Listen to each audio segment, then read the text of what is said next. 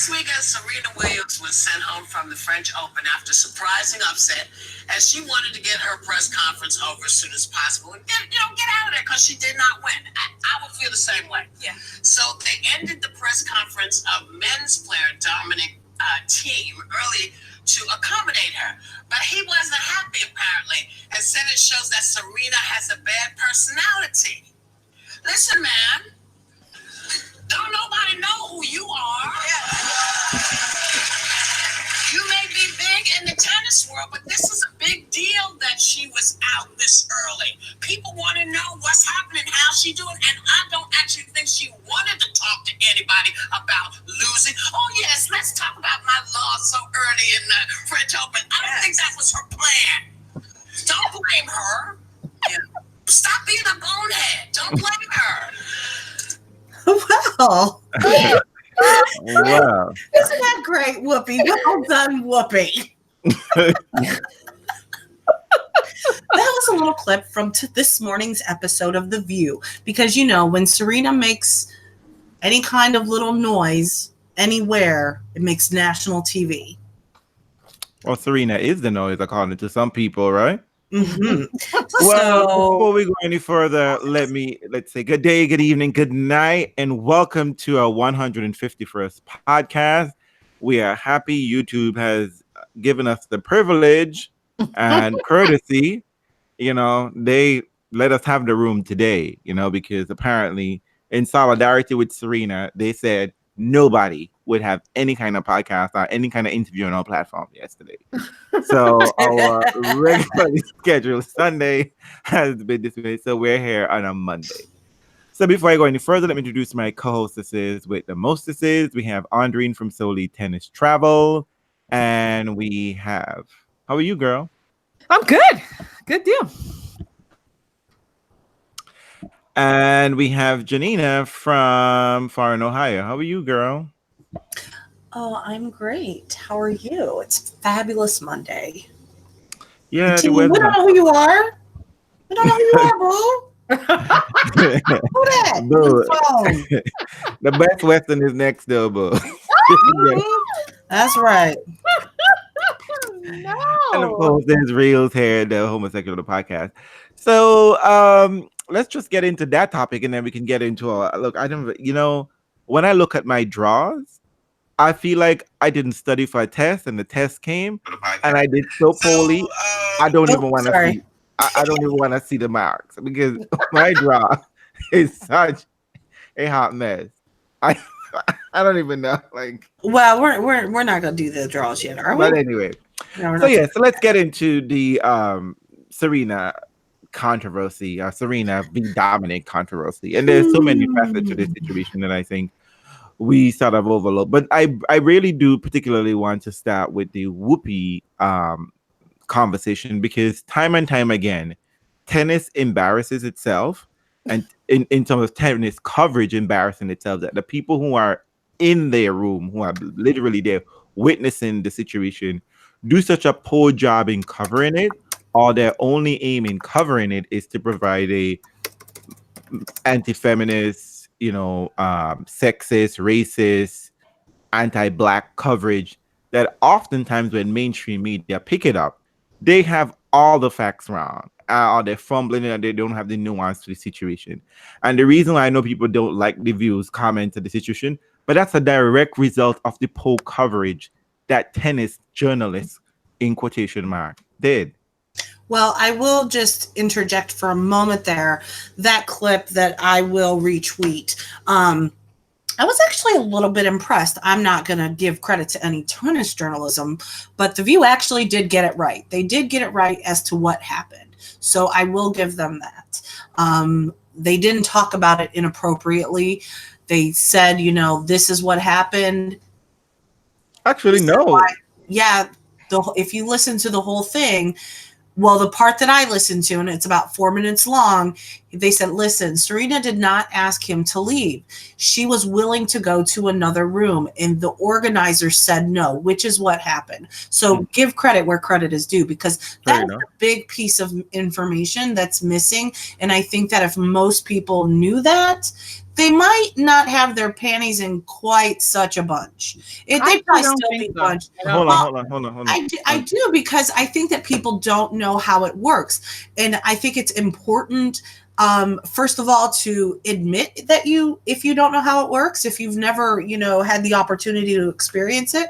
But listen, nobody comes in and says, like, hey, I want to be here. There's a team of people that, work a press for athletics at any level in any sport.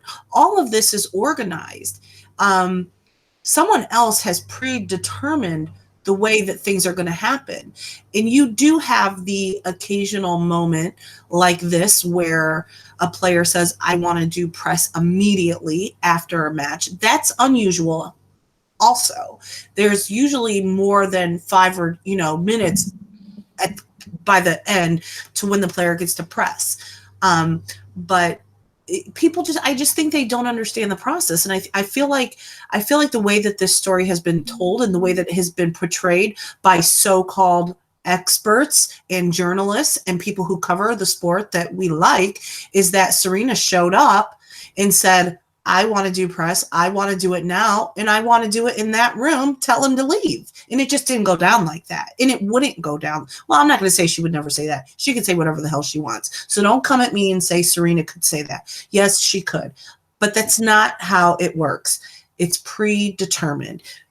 Every arena, every facility has bigger press conferences, rooms, smaller ones, multiple ones, all of it. And where you want to put people, but just let it be known that she clearly said, I just want to do it now. I'll go in the other room. And the organization said no.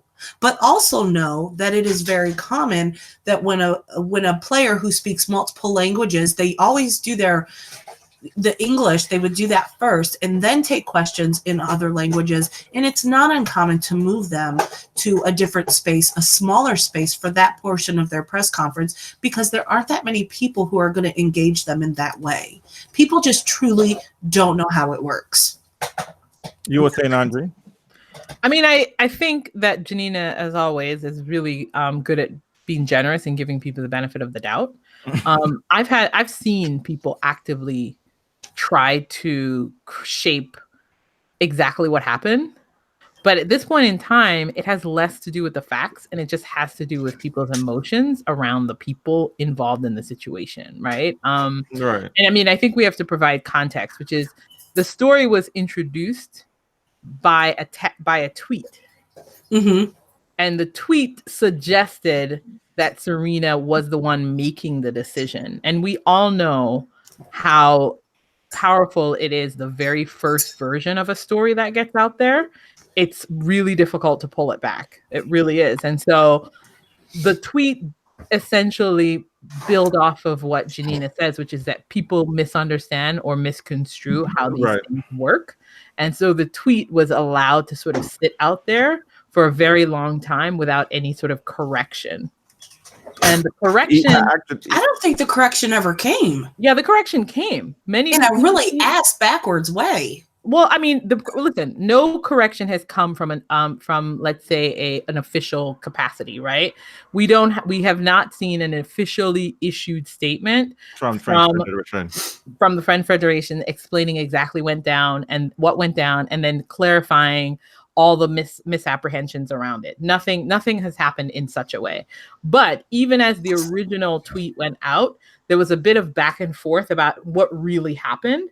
And it's because people ask that similar question. Yeah, like they were like, how does this work? This can't happen. That people immediately stated, this can't happen like how you say it happened, because the players don't make the decision. The organizers have to be involved. Yeah. And even that George guy who, really, what's his name?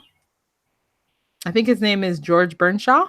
Yes. Is that his name? Yeah. So even he was having a back and forth with the tennis podcast, David Law and Catherine Whitaker, who was asking those questions. Did you hear her say this? Catherine wasn't asking those questions. I'm almost sure it was David asking those questions. Probably. But we don't know. Put her foot in her mouth and went in. Always. We know how I feel about Catherine. But, was asking him, well, didn't she, did she say get him out? Like, and he's saying, well, no, but it was rude of her, but it's not. But like he was saying out loud that, well, no, none of this really happened the way that I'm making it sound like, but it's still. He continued to project and conject. Yeah. For sure. This is the thing. I mean, this is what we're saying is that and then beyond that, he then went and wrote a piece where the headline was that Serena kicked out Dominic Thiem, even after he had. But the thing about it is you can't do a corrective after you've issued the headline. And so I think the most important thing about it is that, you say best Realz, and it's true. Tennis is never ready for prime time. Because the people who start the coverage of it do such a poor job that by the time regular press gets a hold of it, it's embarrassing. Because the person who put the tweet out there is someone who covers the tour regularly and knows exactly how things get done. And so when they make a poor decision, that ends up leading the storyline. Right. And then everyone believe it. Sadly, I'm sorry. Well, they believe it, but not only that, not only do they believe it, but what it then does is it makes the sport seem unprofessional. Do you know what I mean? It's like when you sit around and go, oh, one athlete can make a decision over another. Where everyone's like, where's the body that controls this? Who's the boss of this? So you know what I mean? So then it's like, that's what I mean, that, that's what we always say when we talk about tennis is that it's not ready for prime time because the things that get a lot of coverage is often due to the way that a failure of coverage by people who actually do tennis and know how tennis works. We talked about this around like equal prize money. We talked about it like the different values for a tournament. I mean, at some point in time, we all have to recognize that there are a body of journalists that work consistently to create a negative image of its own sport. I don't really know why of their own sport. I don't know why they do that. And particularly the people who are in popular culture, right? The people who are crossover stars, like they continue to like, oh, remember a couple last year, I think it was, Federer is getting favoritism. Federer is involved in, they had a particular conflict of interest. Yeah. Right? And then when we had a real conflict of interest situation, silence. Just silence. And then when it was then forced for them to bring it up, it was such conflated and talking about, oh, well, he did this in front of his child, this other man's child. It was so messy. And just a matter of correction, the gentleman is George, according to Pablo, is George Bellin. Bellin? And and the person who made not George Burnshaw, as you said. And that's and I think the person who, I might be wrong, this I'm almost sure, the person who made the original tweet, surprise, surprise, it's Benjamin Rothenberg. I mean, I don't understand this. I'm just gonna say this, just putting this as an aside, just came to me. The Pride Month has not been a whole month yet. It hasn't been a day old. And white gay men being messy. I'm just saying. Oh my gosh, I can't believe you. Oh, we can't do that. Anyway, but anyhow, but I'm just gonna say, I didn't even know these things. What are you talking about? We're not going to. Just a random thought. Just a random thought. Just a random thought. They don't have to do anything. You know what I mean? At the end of the day, but tennis likes to capitalize on any moment that makes Serena Williams, they do, look bad. Every chance that they get, they take it and they run with it. Because I don't care what anybody says. all circles back to the fact that you don't want her there. So every time you get an opportunity that you think you get an opportunity to beat her down, you take it. Let's make her the bad person. Let's say that she's rude. You know what? No, she didn't say, let's get Dominic Thiem out of there, but she could have waited. That would have been the nice thing to do. That wasn't nice. Let's continuously, over and over and over again, make the woman who is head and shoulders above the rest of this sport for so long, who is your ticket seller. She is everything to women's tennis. But let's just continuously try to knock her down a peg because you don't like the fact that this Black woman has been dominating your white sport for decades. Believe it. That's what it, even if they don't know, because people are ignorant and they don't even realize what they're doing. They don't. Actually, I'm sorry. Again, you're giving people too much credit here. Listen, I don't think that's giving anybody any credit. Because there's always an underlying motive. Oh no, I agree with that. I don't think it's an underlying motive. I think it's a deliberate motive, because somehow people seem to think we come for the Serena bashing and we're gonna stay for the rest of the tennis players. They don't, because the market forces tell you this. The market forces said that once Serena Williams is there, ticket prices go up, people eyes are on the sport. It's just the way it is. So when you continue to, what's going to eventually happen is that when Serena said, fuck you all at some point, I don't even know why she's even, I personally wouldn't have put it in this, but I guess this is why she's born in September and I'm born in August, right? A Leo would certainly be like, fuck all y'all motherfuckers. But when she decided to leave, nobody would be watching. They won't be sticking around to watch Kenin. They won't be sticking around to watch Sloane. They won't be sticking around to watch Madison Keys, because you all have made this sport not worth watching. Y'all have said it's just a bunch of like backfighting, silly nonsense. And there's a lot of sports issues we can talk about. There's a lot of issues that are involved in tennis that can cross over to that happens in other sports, union, contract, equal pay, etc. That y'all can have crossover appeal and mass appeal. But y'all not interested in that. What seems to happen is that you continue to traffic in this anti-Black, anti-woman, racist, sexist tropes every single goddamn time. Even if Serena had said to Dominic Thiem, get the fuck out of the room, even if she had said that was something that y'all should have kept on the hush hush. It wasn't even that big of a deal. Y'all could have squashed and laughed and talk about that, because apparently the players, except Dominic Thiem, saw this thing as a joke. But imagine leaving a tournament where you were the headliner and waking up the next morning and seeing this mess about, oh, bad personality, and you're this, courtesy and manners, all these things. He's asking for a fucking apology. An apology for what? Pablo is 100% right in the chat. They like to paint her as the angry Black woman every opportunity that they get. But here's the thing, it brings traffic to them somehow. They seem to be one. It does. Listen, there's no such thing as negative press, right? Well, I mean, listen, I think we have to listen.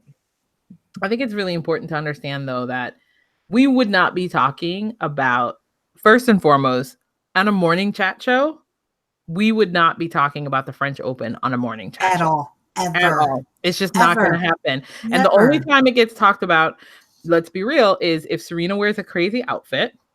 Which she did. And that's why they talked about the French Open last year. Mm-hmm. And then this year, they talked about it. They didn't talk about, and let's be honest, they didn't even talk about what they wanted folks to talk about, which was that this new American upstart beat Serena. Nobody talked about that. Nobody gives a fuck. Because you know what? Whoopi, like Whoopi said, nobody knows who you are either. But I don't want to hear about I'm waiting for the story that comes out that Serena robbed another girl. Right? Well, listen, what moment? It was gone in 24 hours because she was booted out. No, she's already gone. But the thing is, I also want to say, though, that it's different from, it's not so much about kind of like the negative press or any of that kind of deal. But I think the reality is, like, you cannot get press for your sport. You cannot get press for your sport by normal means. Like Well, you couldn't can't- lead with Henin beating Serena and guarantee yourself any kind of coverage at all in any significant way. And to be honest, it really wasn't that significant because it's not as if Serena is invincible. It's one thing if Serena was on an invincible tear and then this young lady beats her, right? That's a real upset in people's mind. But this is a person who has been sort of stop-start all year and isn't really up to her former self. So the beating itself wasn't even a tremendous surprise. Like even the way people are trying to write about it, they have to be cautious about it because it's not a real upset. And so that tells you more about what's going on than anything else, which is that your sport itself can't capture people's imagination unless you do these other things around it. Well, and it's not even, it's all of that, but it's also that your sport can't capture anybody's attention outside of a very select few names. Yeah, well, and I think that to me is also the funny part. This is, I read another piece this morning and I retweeted it. I retweeted it and I was just like, I'm so confused. Tennis is a market sport, right? That's how they defend men getting paid more, all that kind of BS. It's all about who's the star, why people show up, all of those things. And yet every single time we sit back and we try to have this conversation about some sort of strange merit, because I really do think at the end of the day that Dominic Thiem was offended because he really thought that the market in some sense cared about Dominic Thiem. Because it should care about him. He's number 4 in the world. He's number 4 in the world, or number 5, He only got mad when he had already. Because this thing about it is just like his rage is so full of shit. Because if you were really bad, you would have been bad in the main press room. You wouldn't get bad in the room number 2. You can't be bad in room number 2. You have to have been mad in room number 1 and say, "Fuck y'all, I am moving." Tell her to wait. But you didn't, because you know what? You were moving anyway. You sat in room number 2, and then when you realize, wait, I gotta sit in room number 2 because of Serena Williams, that's when you got mad and bad. And that tells me more about you than it tells me about Serena. Everybody got triggered. And all the people, listen, I read all the defenses. I thought it was really sweet to watch. I know a lot of people came and was trying to bring their objective face. And what's so interesting about your objective face is that it gives no benefit of the doubt. Like every single person was raving, right? I was like, everyone's like, so I was like, well, what if the tournament? Well, because it's like Jadina said, oh no, it was her decision. It was her impatience. I was like, I know a lot of people who have been impatient and nobody thinks there's a crime with that. Right. So it was like, oh no, it was her forcefulness that made the tournament get into a tizzy and didn't know what to do with themselves. I was like, no. The tournament made an evaluation, which is an accurate one, by the way. Who's more valuable? Who do we need to accommodate in this space? But this is the thing with tennis, though. Tennis hates that. Tennis hates for us to have a conversation about who has market value in the sport. That article I read this morning was all about the fact that Stan versus Federer should not be the first match. It's the principle of the thing. Stan doesn't have enough rest. And what you're trying to demonstrate is that nobody wants to see the second match, which is the women's match. And the thing I want that person to identify to me is who in the world knows who those two women are, honestly, besides closed tennis fans. Mm-hmm. And what do you think advertisers paid for when they bought the rights to shows? Like, I'm like, listen, I didn't make the rules. This is your world. This is your world that you all created. When we talk about anti-capitalism, y'all say we're fucking socialists and we need to go have a seat. So this is Serena has won the game by the rules you have shaped. You are the one that said marketplace, marketplace, marketplace. She now has won that marketplace. She has captured the market's attention, and they know that whatever she does, you follow. And yet there's a kind of resentment of that, which I don't understand because of who it is. You created this rule. A black woman wasn't supposed to be the one to capitalize on the rule. It wasn't supposed to be a black woman, period. That's it. Well, this is the truth. The truth to you is you can't get upset by who captures the public's imagination.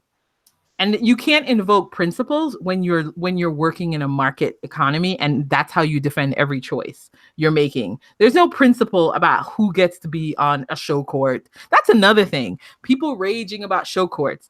Listen, someone pays $2,000. They didn't come to see Joe Schmo hit a ball. They come to see a name hit a ball. That's what that is. It's not nice. It's not pretty. It's not sexy, but that's really how that works. You can get a Cavs ticket for next to nothing right now. You want to know why? Because there's no LeBron. That's how business works. There's nobody there to draw attention. It is what it is. You will get a Nets ticket for $12. You can get a Cavs ticket for $6, and I'm not even making that shit up. $6 motherfucking dollars. When LeBron was in town, you were lucky to get a nosebleed seat for close to $100. You can walk up to the ticket counter right now 5 minutes before the game starts and sit courtside. And I'm not bullshitting you. But this is the thing I don't understand. Shit works. This is what I don't understand. You want equal prize money. You want a ton of cash for first round losers, which is, I think, great. You want all these wonderful things, except you don't want it to play within market forces. So no work. You want no work. No, but it's like, but you don't want the thing that is happening for you, right? It's like, I don't want us to focus on the stars, but I don't want it to be you. I don't want it to, you know what I mean? Or you don't want it to be star based. No, Dominic Thiem earned his right, but guess what? People could walk past Dominic Thiem in the street and not know who the hell they don't know who the fuck he is. They don't have a clue. And that's a shame for y'all, because that's your star that y'all have as number 4. But that's just what it is. Do better at promoting him. Well, it has nothing to do with promoting. Some people have it and some people don't. Well, some people have it and some people don't. But tennis also only promotes a handful of people. Listen, we talked about this a little bit, I think, on the Draw Show. But Rafa is going for his 12th Roland Garros. And what did the promo video clip end with? Roger Federer. Come on. Come on. This isn't about Federer. This is not about Federer. Nobody expects Federer to do great here. I'm surprised he's in the second week. Well, Rome doesn't tell y'all. I mean, I saw some people got mad that Serena had queen and goddess and whatever in the outfit. I'm just saying, when Rome said Federer was the king and you've never won the title day, y'all didn't say shit. Listen. Tournaments regularly refer to Rafa as the king. Regularly. The problem with you all is that the person owns the label. Listen, I don't give a crap about that. That's marketing. Why is everybody upset with marketing? Well, guess whose face flashed right before Federer's? Serena's. Well, those are the two. I'm just making a point here. I mean, this is how it works. Exactly, because that's who you recognize. That's who sells the tickets. We know it. It's the stats show it. The TV ratings show it. Federer plays, people watch. Serena plays, people watch. Bottom line, nobody's tuning in for you, Dominic Thiem. Sorry. Look, let me tell y'all something. Like y'all need to be like Rafa. I'm saying it because it's true. Y'all need to be like Rafa. Okay, y'all need to accept the things that the way they will and try to get as much cash as you can.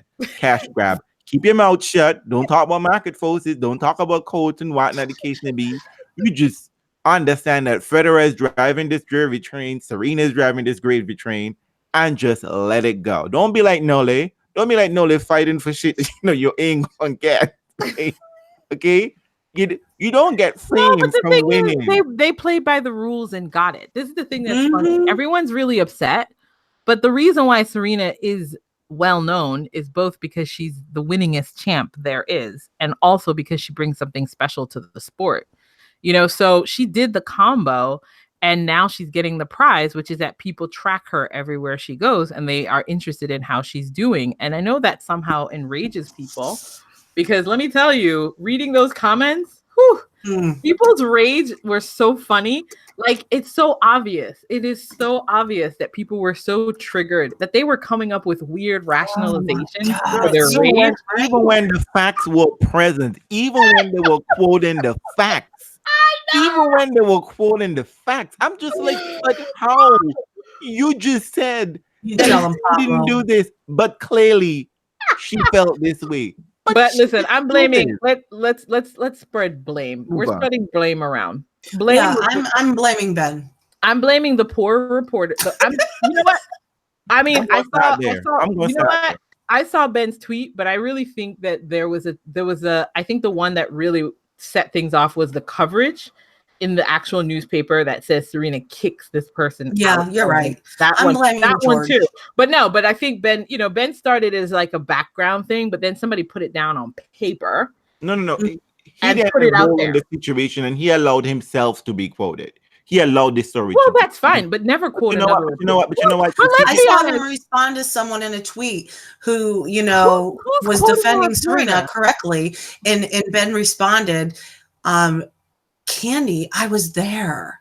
Okay, that's great. You were there. So then tell us exactly what happened, because damn well it didn't happen like that. But listen, I think we all know that the most successful people at getting coverage in tennis are the ones that shade things a little bit. So and Ben is so shady. I love him for that, actually. Ben has been doing this far too often, and I know, and I fully enjoy laughing about it. I think the thing about it is that if you understand how tennis works, nothing that he says gets you, because you understand that that's not what happened. 9 times out of 10, like when we talk about prize money, you recognize that there's rating points that are different, and there are different choices that different tours are making. But if you are somebody who comes in and is like loose with the facts, loose with information, and you already have a bias that's like already ready to be primed and set loose, that's why those people, it's kind of, it's like Fox News. They know those people are racist. I was going to say about Fox. They just give them a little bit of something. Like, there's like a serious anti-Federer element among certain fans. So you give them juice. There's like anti-Serena things. So you give them a little bit of juice, and they'll just take it and run with it. And it goes. They run so far. Here's my problem. Very far. I hear that. And that is a fair assessment, and that's true. But here's the problem. The anti-Federer backlash isn't the same thing as anti-Serena backlash. No, because anti-Serena backlash goes to a whole different level. Yes, Pablo is 100% right. It goes to the angry black woman trope. I said to the white ladies, do not tweet about this story. Y'all gonna reveal yourself. Don't say anything. Let it go. Say nothing. And sure enough, I spoke to white ladies specifically. I was talking to white people in general, but I said, white ladies, don't say anything. Let it go. Just mom's the word. And sure enough, they're all on Twitter and all the. It's just like, why y'all gotta be messy? You guys, I have to tell you this tweet I just got. Great. True. She said, regarding the presser fiasco, Serena derangement syndrome, SDX, is real. She is so right. I love Trudy. But why she's right though? This is so right that even somebody wrote, listen, with a straight face, y'all, someone wrote an article today in a newspaper of record talking about one thing that American women's tennis has to be grateful for is immigration. American women. Wait a minute. Stop. Back up. American women's tennis should be grateful for immigration, although Serena and Venus have carried the sport for 20 years. Someone wrote a story about that. Lindsay Davenport, America. Lindsay wrote it? No. I'm just saying Lindsay Davenport. Listen, no. Wait a minute. Hold up. Most people don't know who Lindsay Davenport is. Exactly. Let's be real. She was a great champion. She was a great American. But she doesn't count. But I'm just saying, any of the champions you want to pick, maybe Capriati could be, Italian immigrant. Maybe that's I don't know her father's background, but the American tennis that you put out there, I just bona fide American. You know what? Sloane Stevens. All I'm saying is they're just regular Americans. Just like regular Americans. It was just a poor thesis, because the person who's grounding your sport for the last 20 years are 2 American Black women. That is what I'm saying. Mm-hmm. The whole thing about the piece was this like hovering piece of Pova. And midway through, they finally had to admit that they were talking a little bit about Pova's influence. But then they said, but really Pova, not really Pova, because Pova's Russian. And she never stopped. Stop it right now. It was the most disastrous piece of writing. But I think what it really reveals is just this like uncomfortable narrative that tennis has with the fact that the leading figure in their sport is a woman that essentially they have resented from the beginning. And but Frances Tiafoe was a first-generation immigrant that Dima just reminded us. You know what? But here's the thing. I tell you something, and one of the things as an immigrant myself, people love to project onto immigrants a lot of things, particularly African diaspora versus African American, because they believe that they can negate American history when they embrace the foreign black person. This is what they do with Tiafoe. That's why Tiafoe gets covered a certain way. He has to embrace him being an immigrant first. They force the immigrant thing. And when I tell people, no, I'm black, but you're mixed, no, I'm black. I'm like black, regular black. When the police shoot me, they don't give a fuck how much quarter this or half of that or whatever. I'm just black. And that's how I have to orient in the society anyway. And I don't put myself above African American because they had slavery too. And we had slavery too in the Caribbean. I don't know what there wasn't a better brand of this mess. But it's something that happens a lot of time. And what is also happening to Serena Williams and Venus Williams, because you see, I'm mad when Serena says she want to have the press conference. And then I get mad when Venus say, fuck y'all, I want to have no press conference. I wish Venus and Serena, listen, both of y'all have enough money to skip every press conference from here until the day you retire. Quit talking to them and then see how well they do and how much clickbait they get, because they don't have shit to write about. They won't have any quotes. I think they wrote about it a lot, because what they end up doing, and there's one reporter who I really thought was great, but now I don't even read her because she basically spent one French Open complaining about Venus's press conference. Who does that as a professional? You know what I mean? Like, the French Open. Venus won't go to say a lot anyway because she wasn't going to be around. She wasn't going to do with that. Like, it's like you're sort of damned if you do and you're damned if you don't. I mean, I know what you want. Everyone, listen, I'm gonna just let you all in a little secret. Venus and Serena know exactly what to do to get you all excited. Everyone knows there's a mask that you can wear, and we can wear that mask and let you think that you're getting something, but they choose not to. So you're actually getting more real than you think. So yes. Who was that person? Who was that person that showed up to press conferences all the time who said, I'm only here so I won't get fined? As a football player. Ethan, who was that?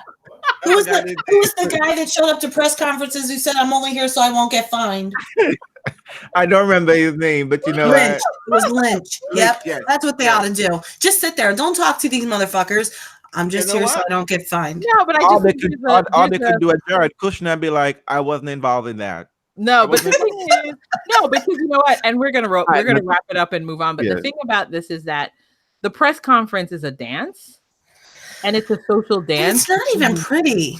No, but it's really a social dance for the reporter. It's to make the reporter feel comfortable, and as soon as the reporter feels comfortable, then you get what you want out of that person. That means that if you've smiled at them, they're convinced that you're wonderful. And if you don't smile, they're convinced all sorts of things. So one of the things that I think is really important to understand about a press conference is the press conference is much more about the reporter than it is about the athlete. And it's much more about how the athlete made the reporter feel than anything that was actually happening in the press conference. And that's some athletes are really, really good at that. And some are just are not, or just don't give a fuck. Yeah, or they're just, but even if they're not, you just have to understand what's going on. The press conference is the person charming you. And if that person has succeeded in charming you, you will leave that press conference saying all kinds of crazy things. But if the person didn't smile right, didn't do whatever, then that's what you're getting. And that's what's sad about that is that's the version of the player that then gets out in the world. All you have to do is look at the people that the reporters love and how they write about those people, and the ones that they don't like and how they write about those people. And that tells you very, very clearly that that's a process that I mean, if I'm an athlete, unless you've got the charm and you could do it, then great, but not everyone is going to have that ability to convince you that you have value and that you have merit and everything that you say should be taken seriously. No, you're right. You're absolutely right. Also, but the other thing too is just that why would they try to make you feel comfortable when you have spent the last 20 years dragging? Maybe that's why everyone was so nice to me, because I was a new fresh face and I hadn't fucked anyone over yet. Also, because you had fresh questions. Do you know what I mean? Everyone has history there. We all know what a person's point of view is. I just want to reiterate that, we've said it a million times. Tennis is very, very small. The press that covers tennis is very small. Yeah. It's the same people week in and week out. And that matters more than people realize. It really does. And I think that the three of us here are fortunate enough to have dipped our feet into that media pool, and to be able to tell you not, just from he said, she said stuff, how it works. And let me tell you personally, my experience that it's a dance. That's a great analogy. It is totally a dance. And my experience is that most of the journalists are not happy dance partners. They're just mean mug. When you look out into that sea of people, they just look mad. They look depressed. They're disheveled. Most of them, they're not put together. So the players looking at like, man, and the attitude players. And I could see that the journalists, there is a sort of a feel that I get generally coming through their piece is that they're jealous of these people thinking that they're not worthy. They shouldn't have what they have, which I think a lot of is coming to Serena. Or also just like, I want to be your friend. And I think in my head, we're so best friends. And therefore, I'm going to pretend every piece I write about you is that we're best friends. And I'm going to sell this thing all the way, even though there's no evidence to support any of it. But I think that we have a misconception of what a tennis press conference actually looks like, because we see things on TV, like when ESPN covers, an NBA press conference or somebody, from the NFL, the press conference room, we sometimes get a glimpse of it from the back. You never see that in tennis. We did. We see it at the US Open. Remember when they turned the camera in there? Hardly ever. But that's not something that we generally see. You see this in other sports a lot. And I think, this is totally just my opinion, but I really think a lot of that is the reason we don't see it is in tennis. Nobody's there. There's not a ton of people outside of a Grand Slam. There's just not a ton of people covering the sport. But if you've got, the NBA finals in town, you're going to have every local newspaper, every local TV station, and worldwide coverage. You don't get that with tennis. So it kind of would look really bad to show all them empty seats. And believe me, there's a lot of empty seats. But anyway, I just want to move on from this topic by just saying just this one thing. The thing that y'all should really have been mad at Serena about and right about, y'all said nothing. One, Serena wear a hot mess of a fucking outfit. Oh yeah, it was shit. It was a hot mess. Not the queen and highness and whatever. It was poorly designed, unflattering. Yep. It was like someone had wrapped in black and white toilet paper. She looked like when she came out of a sarcophagus. It was a hot mess. But even if you didn't even want to get to the trivial of that situation, here's what y'all should have really get into. Serena has proven time and time again that when real issues are put in front of her that she claims to stand for, she got nothing. Serena was mother champion, and she talked about the Nike contract. Y'all know Nike ain't paying the mothers, right? That Allyson Felix, who have like a bazillion gold medals, who's been a professional athlete since 16, 17. She's on track to a similar trajectory like Serena. She got gold medals, she got silver, she's been running, she's a clean athlete. And when she got pregnant, Nike was just like, yeah, girl, we ain't getting you no more money. They have every single pregnant athlete that they had out there. They made a woman. Basically, this woman had to run. And you know what? These athletes, and what is thing that we forget, sports in the United States is not federally funded. None of it. So these athletes, it is really their job. It is their only job they have. Their health insurance is through it and everything. And imagine working your ass off until you need. That's why Nike is groveling up everybody, right? Because Nike is doing the Amazon thing, right? It takes everybody up, pulls everybody in, and therefore Nike then gets to set the price. And Nike gives men all this fucking money. Nike is out here celebrating Roger Federer. They're out here celebrating Roger Federer and his being a father and all this shit. As soon as a woman get pregnant, the one that they're literally paying also, go, get out of here with your baby. We ain't got time for you. That is what y'all should have been holding Serena's feet to the fire. Because you know what she basically said? My money was right. And Nike put out a statement. Girl, Nike put out a statement. What the fuck we want to do with a statement? You are the top paid woman in Nike's Spain. You are a mother. You are supposed to be standing up with these people. And Alison Felix is your friend. You took pictures with her in Rio. This is what you should be standing up for. But as always, when it comes to major issues, Serena got nothing. She got nothing. And she's just playing the capitalist game. She's doing the Beyonce thing. Just like, I got nothing. I know the Serena stan's going to come for me, but I got That's receipts. all right. I got receipts. And I know y'all got nothing. Well, I mean, it would have been a better show. That would have been a better show. Would have been a better show of something you really cared about. You know why? You know why that's not the story? Because that story requires work. It required you to get up off your ass and go interview people. And in fact, half of the story had been done because you know what? Christopher Clary and Ben, somebody in New York Times already did half of the work for you. They didn't have to work for you. They just had to copy and paste that shit. But you said nothing. Not lazy route out. And that is why I keep saying tennis has no journalists. And Serena Stan, y'all could inbox me, y'all can at me at this shit. Serena, when it comes to major issues, we can even go back to the Indian well controversy. She says nothing. She's trying to make sure her money is right. And I'm gonna say this, and I'm gonna say it, and I've always said this: marginalized people, Black people, gay people, anyone who is not a white man cannot participate in capitalism like a white man, because capitalism is made for a white man to oppress everybody else. And when we're playing that same game, it means we're oppressing our own.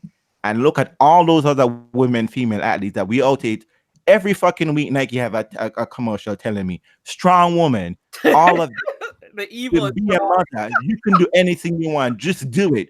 But Nike said you get pregnant. When you do it and you get pregnant, Nike just get out. Bye-bye. Just bye. And that is the story I'm waiting for tennis journalism to talk about. But yeah, I got nothing, right? Moving on. So, fashion of the French Open. This is Paris. Things should be great. Things should just be amazing. They're all shit. I'm trying to think if there's anybody that I truly like, and there's not. No, that's not true. There is one man who looks stunning to me. You sure you don't want to see that man naked? No, I don't want to see him naked. He's far too skinny. But he always comes out on court, and he just oozes with confidence. But he lost today. Benoit Paire. I love his popped collar, his fitted stuff. He just looks classy. I don't know. He just always looks good. But it's not great. Classy. This motherfucker look like he's 2 doobies away from my hips. Like, girl, I'm fine with it. I think he looks good. I think he looks great. Everybody else, I'm trying to figure out, who do I not hate? I think the thing with Benoit is that half of fashion is having it fit. Yeah. Benoit's outfits fit. Okay. He looks so sharp. And the only person who looked good in the kit and then lost was Grigor. Because Grigor, oh my God, that was horrible. Are you kidding? No, but at least Grigor. You said Benoit look classy, and you don't get a vote anymore. I know, but I'm not saying. Listen. It's a horrible kit. It's a horrible kit. I don't like any of those patterns. However, and it's a stolen kit. They stole it from indigenous people, from native women from Central America. Honey, Nike doing what Nike does. But what I'm saying about the kit, though, is nobody wants pattern on top of pattern. And Grigor was the only one that understood that you cannot wear the print top and the print bottom. You got to stop. And he smartly understood that the top should not be print. And then the bottom, fine. You can, maybe show your ass in that. The whole outfit is horrible. I think it doesn't do any. I mean, look at Sloane again. Sloane is a beautiful girl. Again, the same problem. That is not a kit designed for Sloane's body. Women looks like a little girl's kindergarten outfit. Women need pineapples on it. Women need necklines. No, she's not with neckline with Under Armour anymore. Remember? Under Armour, nothing ever fit right. So that's true. It's the same thing. But the problem with these kits, women need a neckline, a V-neck. You got to show neck area. Everybody You looks can't good in have a these V-neck. things Everyone does. going all the way up your neck. And also the wide band on what body, especially an athlete's body, is a wide band a good idea? No. It moves their waistline right underneath their breast. And usually they don't even have any breasts. Gardenia. I just realized that Grigor's shirt, I just zoomed in. It's got skeletons and eagles on it? Yeah, that's what Or it are is. these humming? This is bad. No, it's like skeletal. It's like based off of that fashion. What's that fashion? I think it's a little bit of that look that Mirka wore to that party, but it's like an interpretation of it. But it's got like I think what is it? There's a name for it, but it escapes me right now. But no, like I think Sloane's got bumblebees on hers. Yeah, I mean hers is just the thing. It doesn't work right because first of all it makes her because it's ugly. It's a horrible kit. I mean the best ladies kit maybe. Oh, you know who looked really great? She was getting her ass kicked. No. She had won the first set. No, she got beaten by Serena. The lotto dresses are nice. Yes. Where's lotto? I mean, look. The lotto dresses. You know what's funny? You know what's funny? Here's the thing why I get mad. I mean, if you fuck up white at Wimbledon, you're just trash. You can't be helped, right? But here's the thing. Australian Open and French Open just have the best time for colors and just the shine. It's particular at the French. You have that great that clay, such a beautiful backdrop. Kay understands that. I was almost mad today because it's like, can you just wear a motherfucking outfit? You are about to waste a motherfucking outfit losing to Benoit when you could have handled this shit in straight sets. Oh my god. Hey, it's Rafa's birthday. Okay. All right. But like I was saying. But I mean, like interrupting for that. I know, right? I mean, like, haven't we been through this birthday shit like what 12 times now? I don't think I love Kay's outfit. Are you kidding me? I like the color. Like lemonade. I don't hate it, but I don't love it.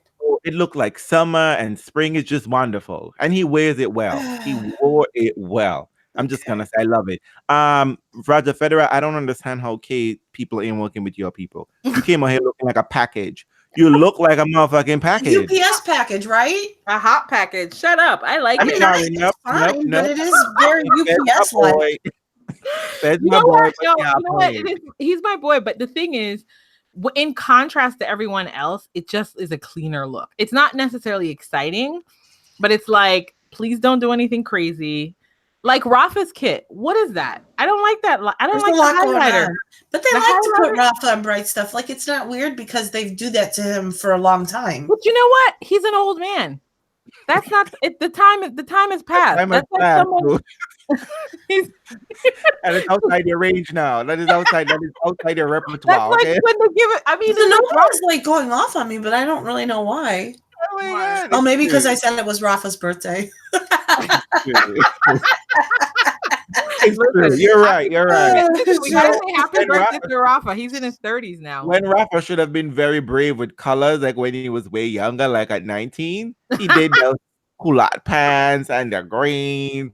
You know what I mean? But all of this now, like trying to recapture that youth. It's a mess. Okay, I don't like it.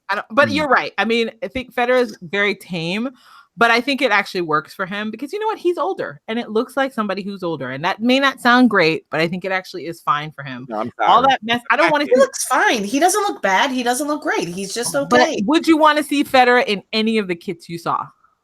No. I wouldn't have mind him in some colors, some bright colors. I wouldn't want that Nike kit. I don't care what. Not Nike. I mean, I thought he made it clear. I thought he saw the direction Nike was gonna go, and he was just like, "When is my contract up?" No. No.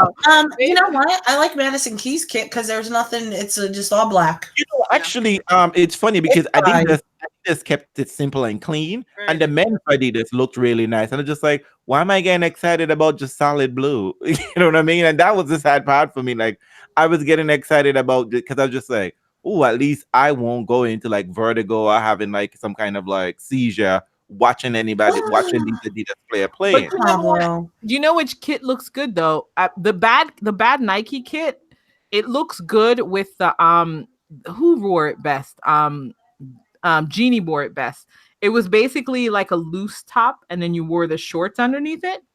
and it hung almost like Oh almost yeah, like a yeah, dress. yeah, almost That- like an A-line dress with little shorts. like it, like yeah, like a A-line That dress. was That's cute. the Why don't that- y'all hire Jeannie? She ain't doing tennis. Help her with That's this. true. Listen, Yeah, help she her looked pick out your She looked stuff. beautiful. I thought. I mean, because it's like you always have to pay attention to Jeannie. Even sometimes she makes bad fashion choices. She looked at that kit and she's like, absolutely not. Let me find Exactly. this thing so that I can hang off of me. It's true. She makes the best out of a worst situation. She's like, She this thing- does. She does. Y'all should get to Jeannie. But I So have you to didn't say, like, you didn't like Barbie? I didn't like, because you know what? Because Gabby was wearing that cummerbund. Picture what we doing with a piece of ribbon around, a fat piece of ribbon around your waist. But And she's it was okay though with that because she has some boobs. She's got a She little bit. doesn't have any boobs. She doesn't. Not Gabby. She's got a little bit, doesn't she? Oh. I never noticed. I think she just always is very Thank you. mean. Thank you. But I but mean, I feel hope like the cummerbund is sort of a weird look because I like the blue thing It's at the too high bottom, up. and I like High the up. thing at the bottom, but the white cummerbund was weird. she's not that was for someone who is a bigger build in terms of like much wider. She's too lanky, too slender to pull that dress off successfully.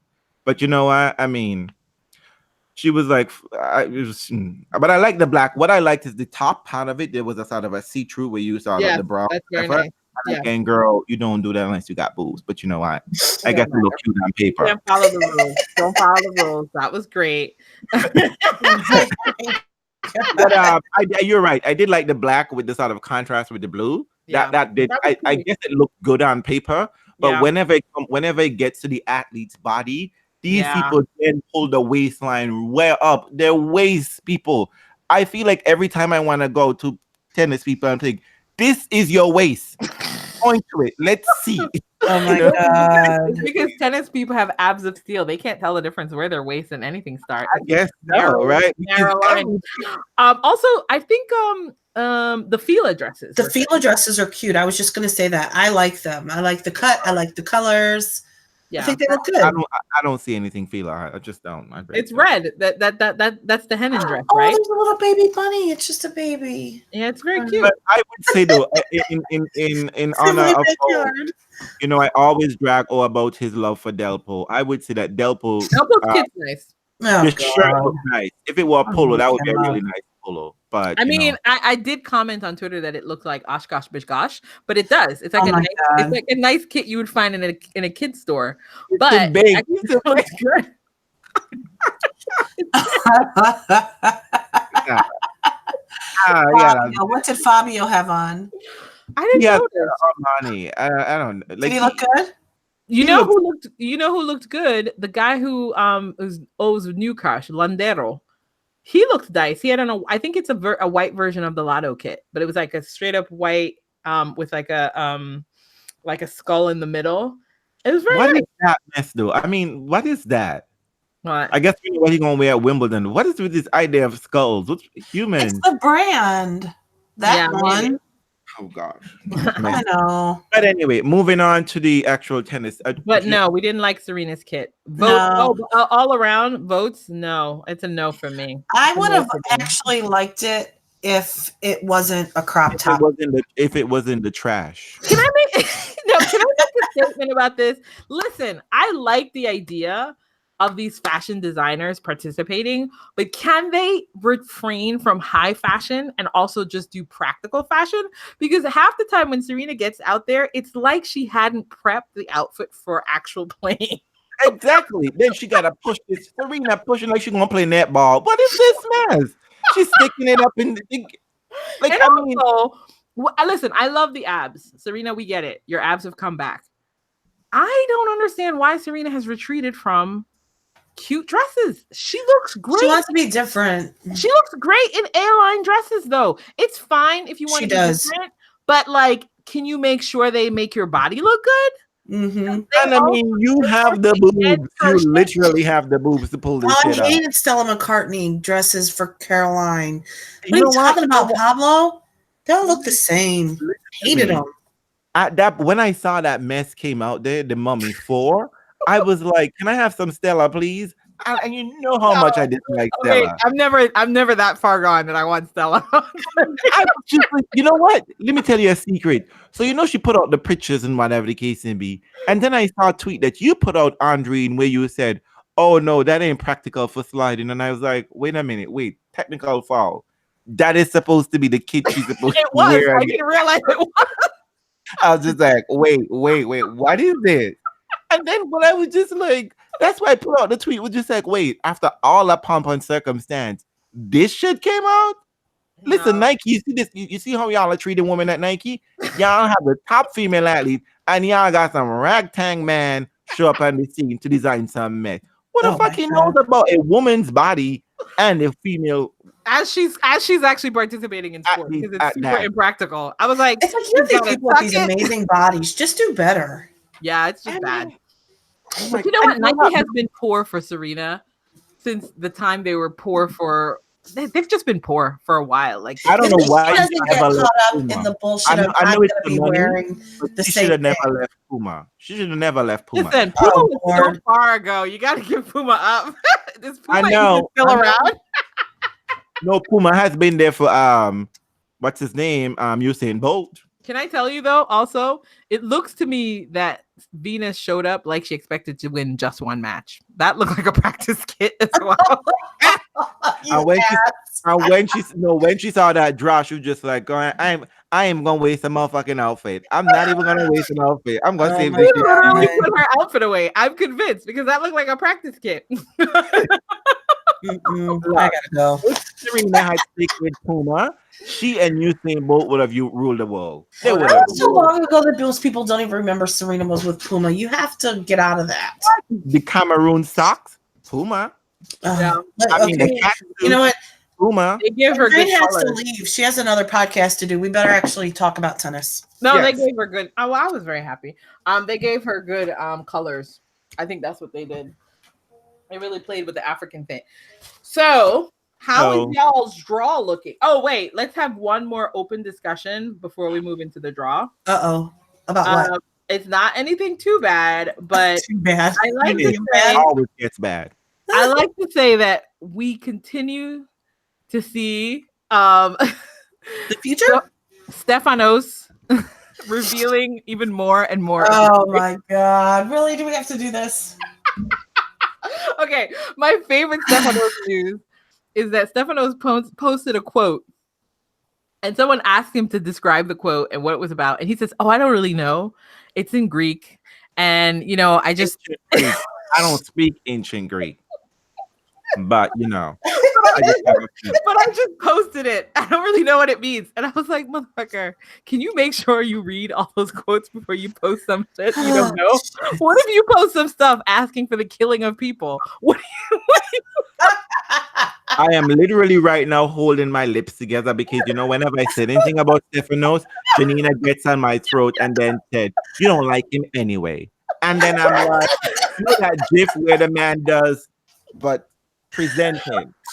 I'm just saying, you should. But and then he put out this absolutely long ass quote about the Stan match, and I read it using Stan's tattoo. And how many brain cells did you lose, Andreen? Tell us. How many brain cells did you lose? He literally said, homeboy said, it is from this match that he realized he's living life. Motherfucker. You were playing a match. You were still playing a match. I was like, what are we talking about? And meanwhile, can we talk about this? This is really insane. I know it wasn't him, but my baby, Pierre Hugh, is literally on the court playing a match and tweeting. But then again, I thought they weren't supposed to even have their phones out. I know someone else may have their account. Someone else is doing it. That ain't right. It ain't right. But listen. But I have to say, I think I continue to say that Stefanos will reveal himself to be some sort of weird serial killer. Thank you so much. Oh my God. You guys he's ticking every single fucking box. He does. What are the boxes that is he harming animals? What? I don't. Wait. What? Stay tuned to his Instagram. We're gonna find out. Because I bet you any money gonna put that shit up there. No. But you know what? I'm not even gonna talk about the messy thing that comes out of his mouth because you know what? I don't follow him. I follow people who follow him, and people, y'all got 3 more months to clean that shit up. All y'all gonna be mute, right? Wow. But here's the thing that really bothers me the most about this child. This boy is a cheat. He is a motherfucking cheat. He's a cheater. He really is. But he does it with such class. You know what? He clearly does it within the rules because no one's telling him to stop. No, He's a cheater. He's cheating because the only rule he's following is that I'm going to play my white man card as long as I can get this. No, he's playing my cute little innocent card. That's what he's playing. That can't be cute little innocent. Homeboy Stan is in the middle of a game serving. Homeboy just walks away. Decides I'm going to change a racket. Just like right now. He kept circling the wrong mark intentionally. That match point. Listen to me. Which person you know is questioning a mark on match point after such a hard-fought battle, right? And you just gonna be walking away and being like, when the umpire picks the wrong mark. I've seen umpires they're literally about to strike the umpire for a mark in the middle of a match. On that match point, boy, you ain't say nothing. That boy is a cheat. And and I'm sure he's been doing this shit from juniors. And we just stay tuned. People are gonna talk about it because he's gonna do this shit. He's gonna try to pull this shit out in front of one of the big players, and it's gonna be problematic. It's messy. He's dragging out the match. Tony said, "Excuse me, can we pause the podcast? I need to change my racket." You know what I'm talking about? Exactly. I think it is clearly shady, and he takes forever to do it. And then and he interrupts your rhythm. And I was like, why are you doing it on return serve? On return serve, he got to stop and start so many times. In fact, I think he got. Why is he being allowed to do this? Is the real question. Because he's a white boy. Because we think he's the next thing, so we got to give him time to. The next what? Sting? The next big thing. Oh, big thing. I don't know. I mean, he's gonna give y'all some headlines, but they ain't gonna be the headlines y'all want, though. Oh, oh my God. he's the black heart of this group. I can't stand you. I know. Well, I'm moving on from. Yeah. So. Okay, the tennis. Okay, let's do the tennis. So I just gotta say that the only thing I got right, the only thing. Did you get something right? When I say I got this right, I mean it's just like at least the people were present, right? I only got Sloan and Muggs in the 4th round. Everybody else was just like, fuck it. My God, man. My women's draw is so jacked. Not even the Kiki I didn't like. Not even the Kiki we don't like. I know. She had diarrhea and she couldn't even make it. Listen, I didn't even have Sloan there. I had her going out to Muguruza. Even though a solid pick, Serena, she let Kenan get that win. Serena, you couldn't even make it in the 4th round.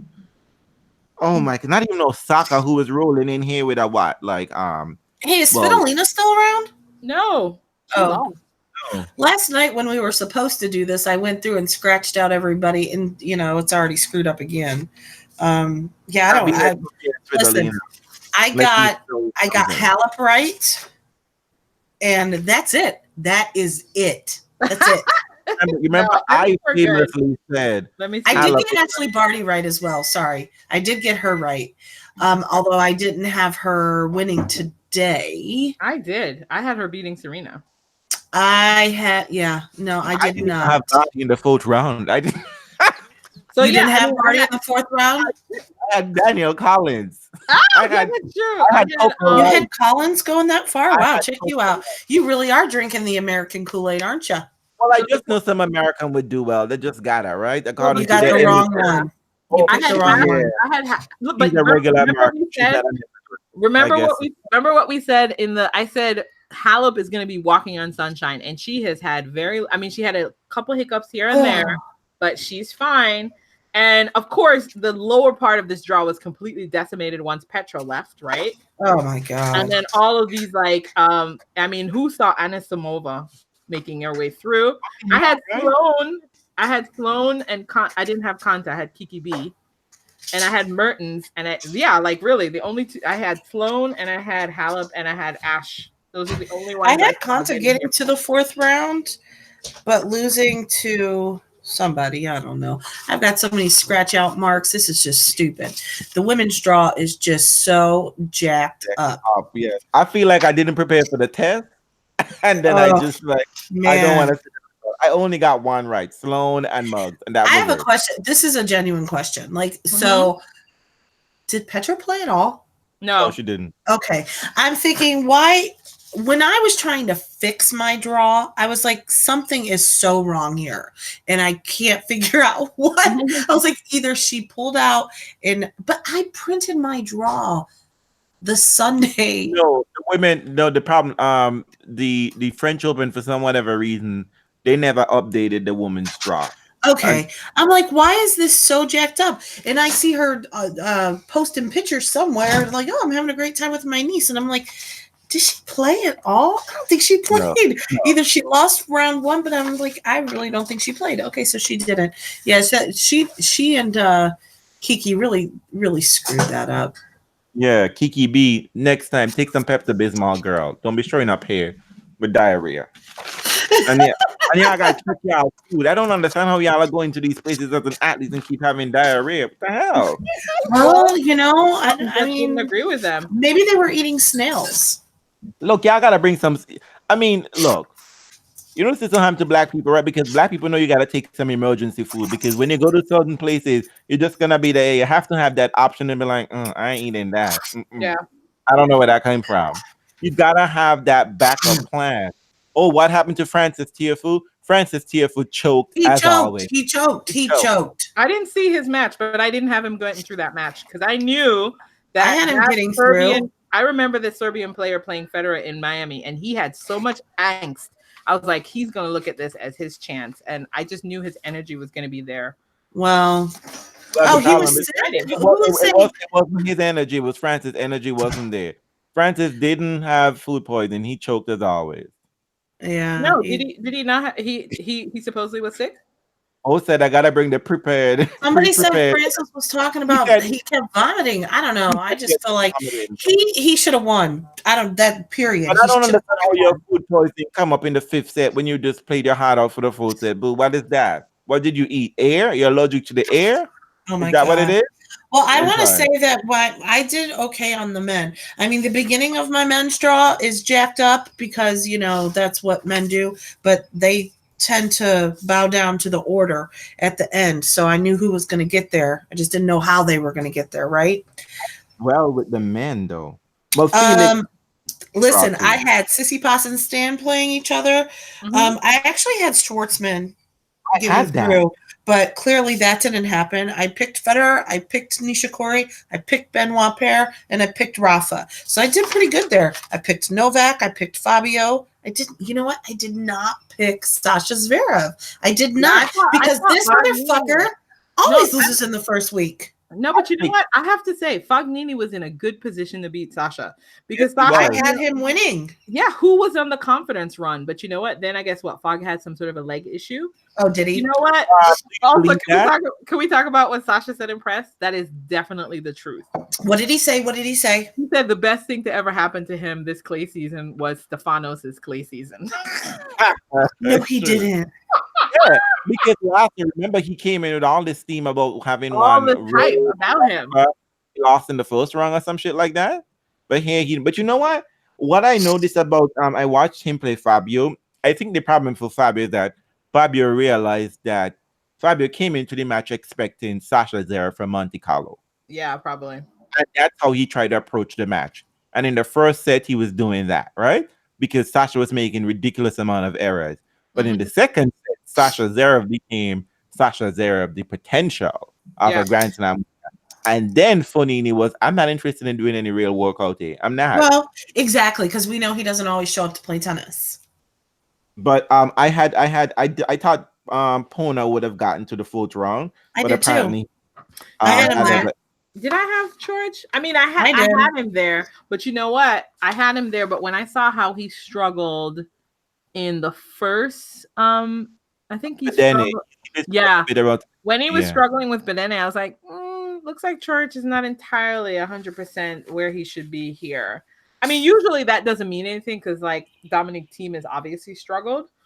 But I think he has righted the ship, and his tennis is as ugly as Rafa's, so I think he's going to be supremely effective. But I did have Delpo beating Karen.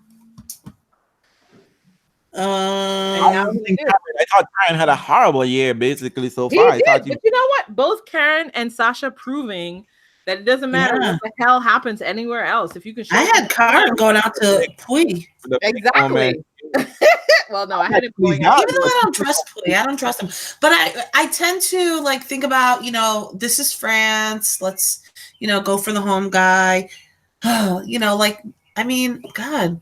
Benoit today, dude. Really? But you know what? I'm glad he didn't win. That must have been Kay's sloppiness because he should have handled that match in straight sets. He should have handled that match yesterday. Well, not only, but I mean, listen, yeah, I'm sure part of it was Kay's sloppiness, but Benoit Paire was up in that fifth set. I think he was up 4-1 and ended up losing, and he also served for the match. So, I mean, honestly, I was cheering for him because he's the underdog, but really in my heart, I was like, I want Nishikori to win because I want some. I just feel like Pierre would have crumbled against Rafa, and I feel like Nishikori will play him well.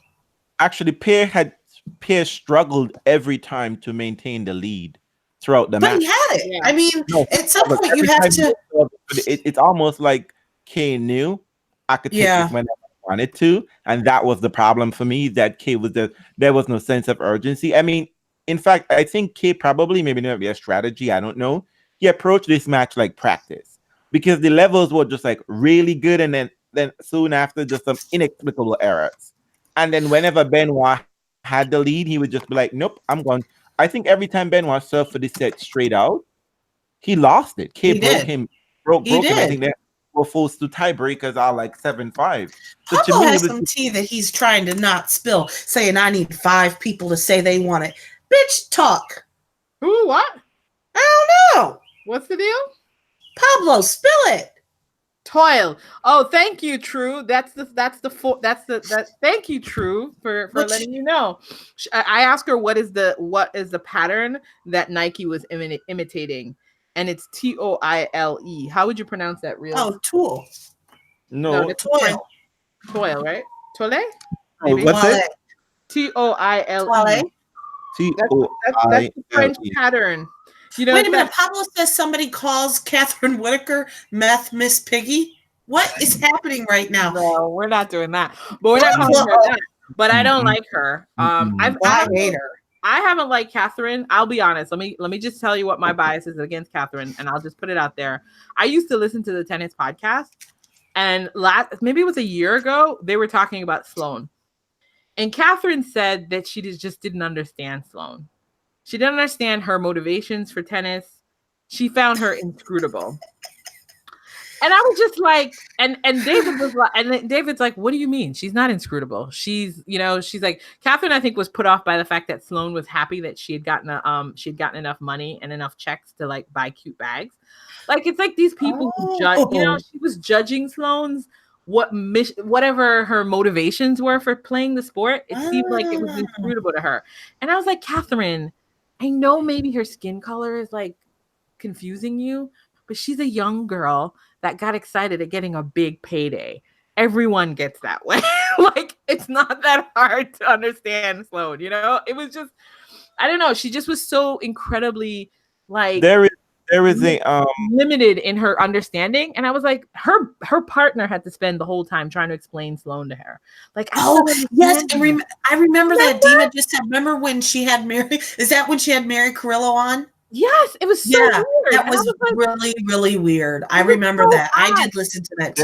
Yeah, she was like trying. She was like, "Can you explain Sloane to me?" And it was so weird. Translate Sloane's behavior. It was like this isn't even a person. I don't get it. There is a sociologist called Dr. Tracy McMillan Cotton, and she has I don't remember. My favorite sociologist, everyone. Yeah, I just bought the book, thick. Yes, read it, She everyone. describes there is a talk she has with Roxanne Gay, and she explains this phenomenon where usually white women get upset that a black woman can be an authority on anything or good at anything, and that people look to these people as being anything other than what they think a black woman should be like in the place or be like Trinita, and they get upset and they lose their motherfucking mind. Yep. They They lose become their mind over irrational. every And that's little what thing. Catherine is. She completely She becomes misunderstands completely everything. unhinged. Like sometimes she's saying some shit, just say, "Girl, what the fuck are you talking about?" Yeah. It's funny that Tony and I I'm not going to go into personal detail, but Tony and I just had a very similar conversation about that thing, about how I can behave one way and a white woman can behave the same exact way, and it's going to be interpreted completely different. It's The not even benefit just of about the doubt. the The behavior. benefit of the doubt is huge. It's not even about the behavior itself. It's just simply that they get upset if anyone makes any kind of compliment to this black woman and look to this black woman as being. There's always got to be a qualifier, right? Yeah. Not only a qualifier, that they have to be this pulled down immediately. Like, oh, you think she's an authority in something? Oh, you think she's really good and she's funny? Oh no, I don't think she's funny. No, not at all. She's not funny at all. I have to leave because she's coming. Hello. Hello. Anyways, we can't get wrapped up in that. So let's. So I had seen those movies, and I feel about Team. You gotta go to the best. Watch City Pass and Stand? Because listen, I did. It was a good match. I watched the first set, fell asleep, and then woke up, and it was still going. I watched well, I didn't watch all of it because it wasn't on TV at first, but from the moment that they put it on TV through the end, I watched it all, and it was good. But we know how I feel about Clay in long matches, and I was just like, when the fuck is this going to be over? Oh my god, I'm done watching tennis. I mean, even it was good, it was compelling, and it was interesting, but I was still like, god damn, somebody fucking win already. But it was good. It was really good, and I just, I said this on Twitter, and I'm going to say it here. Stefanos on match point, when he let that ball go out, oh, he's gonna have nightmares about that motherfucker. Hit the ball. It's match point, dude. Just let the do their job. Make them work. But he was trying to make it work by clocking a fake mark. So well, you know what? It didn't work. But that was really bad. Decision making on his part. He was right there. He should have hit the ball. It was match point. Play the fucking ball. Play the ball. Well, but it was a beautiful shot because it totally dipped around him and came back in. I mean, it was gorgeous. But Stan was really lucky to get out of that match. Let me tell you, there were so many times I was like, why do you keep hitting the ball right back to him? You have such a beautiful down the line backhand. You're so good at it. And it's lined up, and he's pulled way wide off the court, and you just go back cross court. And I know it's not that easy to do. Stefanos was moving really well, and I didn't think he trusted that it wouldn't have been effective. You know what? Sometimes he was so far off the fucking court, he didn't even have to paint the lines. Just change the direction of the ball. But he's hitting it straight back to him, and I was getting so annoyed. Stan was really, really, really lucky. Anyway, I see he's 5 and 27. He was 5 of 27 break points. And all I'm just saying, that's Federer's. Well, that was Federer's comeback. That was a winnable match for him. You know what? I mean, the thing that's interesting about that match, though, is that Stan made it a very physical match because he trusts himself in a physical encounter. Right? Oh, for sure. I mean, he's fit as fuck. Which was interesting to me that he was just why are we I thought there were moments when I felt that Stan could have handled this match and took it away earlier because Sisyphus was being inconsistent in so many times. He was playing good for a small patch of time and then up and down. That Stan was the one who I thought was playing the better brand of tennis. But I was surprised that after all this aching and belly aching for the whole year, you show up here and now you're showing off like Hulk. I was like, Well, because I mean, that's the thing to me about I was talking to someone on Twitter about this. Is this is the thing about Clay, right? It's about the grind. It's not about how you transition on this court. It's about how long you can grind out points. And I mean, I think that in a match that comes down to that, Stan trusted himself in that encounter as opposed to Stefanos, who I think was better when he was just moving the ball around more and doing a little bit, having a little bit more fun with it, being a bit more imaginative. I thought he was more creative and more interesting in the matchup, but because I know tennis and I know slow, sloggy clay, I was like, Stan looks like he's going to grind this boy down and make poor choices. That's the other thing. He also made was in that cryogenic machine getting ready for Federer. I was trying to translate ancient Greek in his mind in those last points. But talk about a match that was disappointing. Let's talk about the Thiem Monfils match. Very disappointing match. God. I was scoreboarding it, and I was just, I thought I was excited for it, and then I saw that they've not played that many times, but that Thiem has won them all, and I was like, okay. But then I thought, well, maybe. Monfils can always bring it. He's a wild card. You just never know. And I'm watching it, and I'm scoreboard, and I was like, God damn, do something. Yeah, it just was, the thing for me about Monfils and versus Thiem on clay is that is a grind fest, right? So if you are in more than a 10-shot rally, that is something that Thiem is like in his rhythm now, right? He just loves that. Yeah. He just loves that zooming thing. And it's like, and I just feel like if you're going to be Monfils, you would have to change it up on this particular surface. You would have to serve big, which is what his serve helped him. It helped him climb back in the beginning of the first set. I think he was down 2 breaks, got himself almost on again. But it was just like, it was painful to watch. I was like, this is not a matchup we need to see ever again on this. Almost the team was rushing through so he wouldn't lose the press conference room. No, but you know what? Thiem is convinced. You can tell by the team that he's placed around him.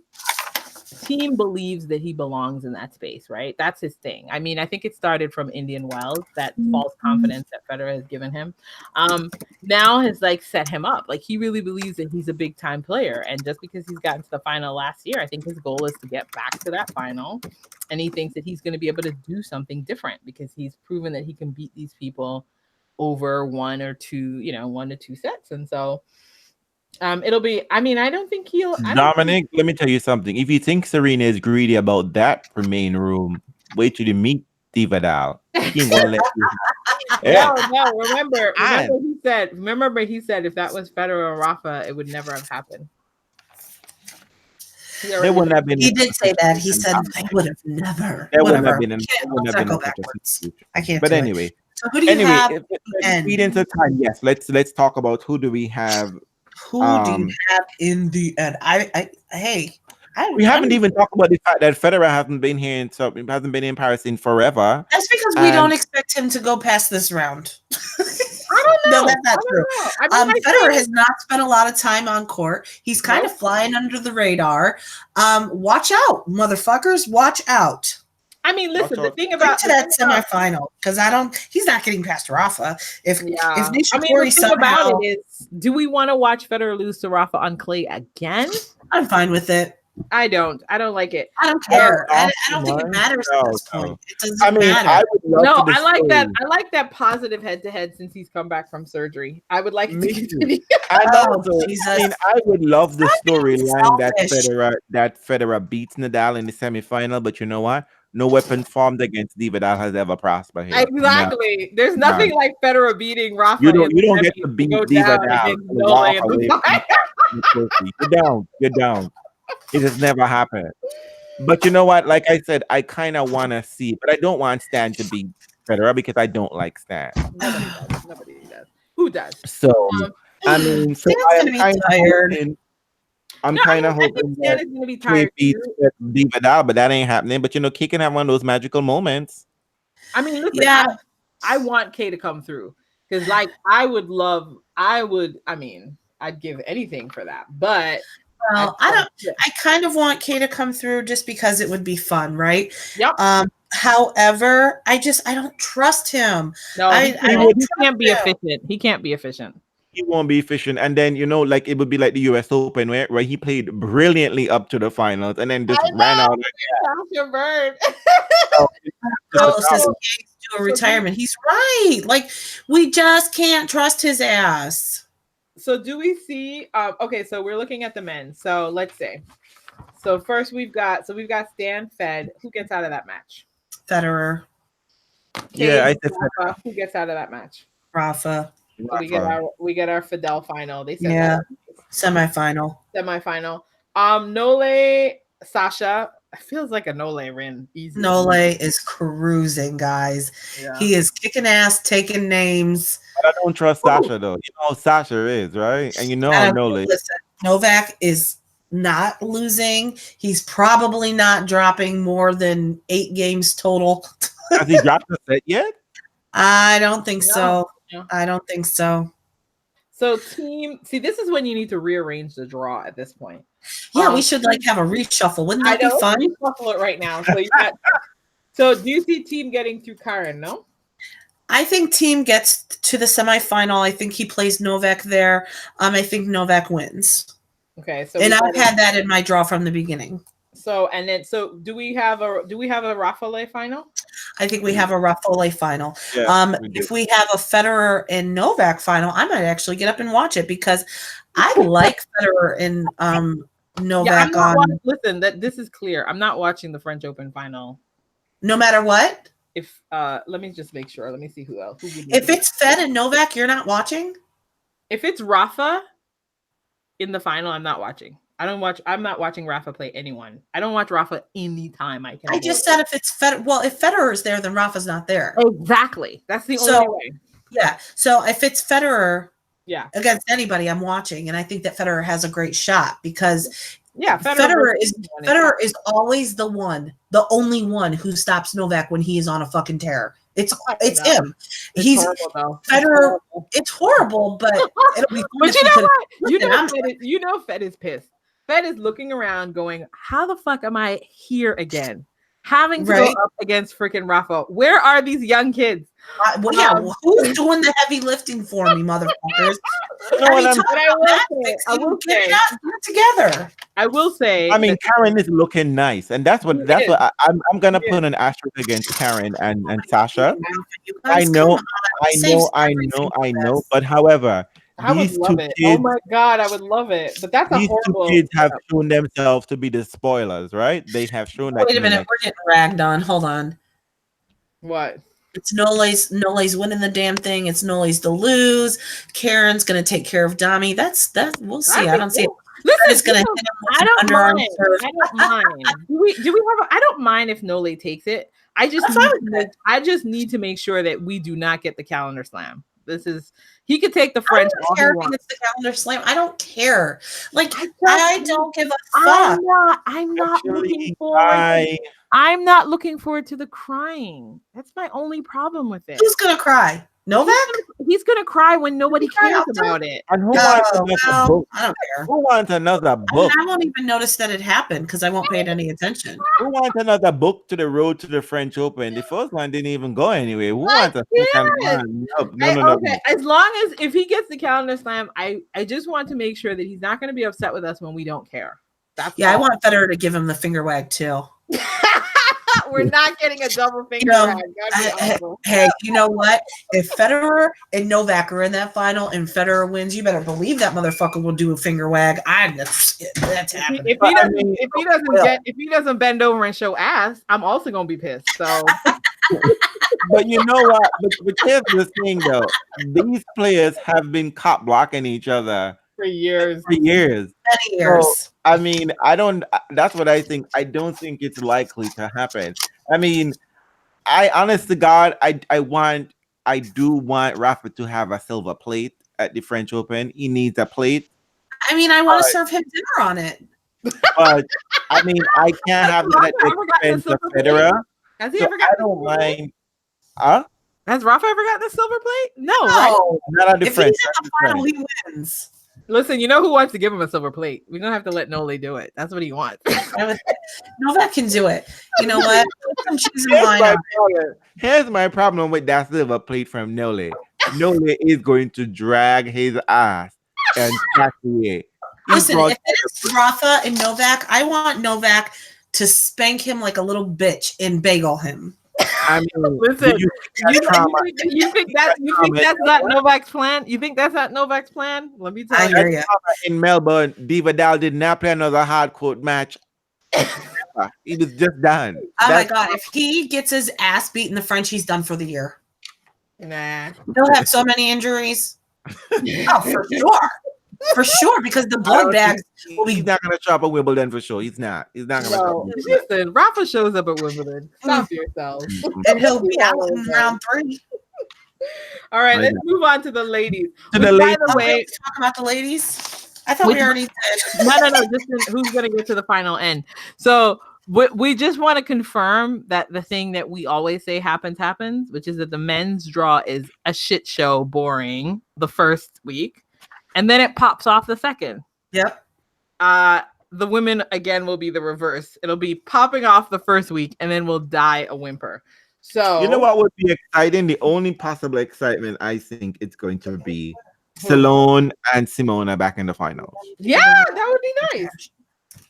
Yeah, no body party, people. Just I think we're gonna have a Sloane Halep rematch, and I think this time Sloane gets it. I think, but you know what? You always trust Sloane and then you can't, right? Because I don't trust either one of them. I don't trust either one of them. Nobody and nobody trust me. Last year, I wanted to trust Sloane so badly. I was like, yes, girl, you won't get it. You did after she was leading by a set and a break. Andy said Madison's going to finally get it together. Nope. No. No. Who does Madison play? Yeah, who does she play? I mean, I had her going out a while ago. Where is she in my... Listen to me. We can't. Maddie has to show herself that she could win more than 2 games in the big match. You know what? It's Keys versus... This is the thing about Keys versus Madison. No, Madison versus Ash. Keys versus Madison, Andreen? No. She playing herself? Yeah, she should play herself. That is the problem, right? And Madison unlock herself. That's the problem. She always lock herself. No, but it'll be interesting. I mean, that should be an interesting matchup because it's not going to be comfortable ball bashing for Maddie, right? No, because Barty's a ball basher too, isn't she? No, she plays with a little bit more guile, so it'll be interesting to see what she does there. She cuts the ball. When is that happening? She keeps the ball low. Is this tomorrow? Yeah. No. Tomorrow is Vondersova and Marketa.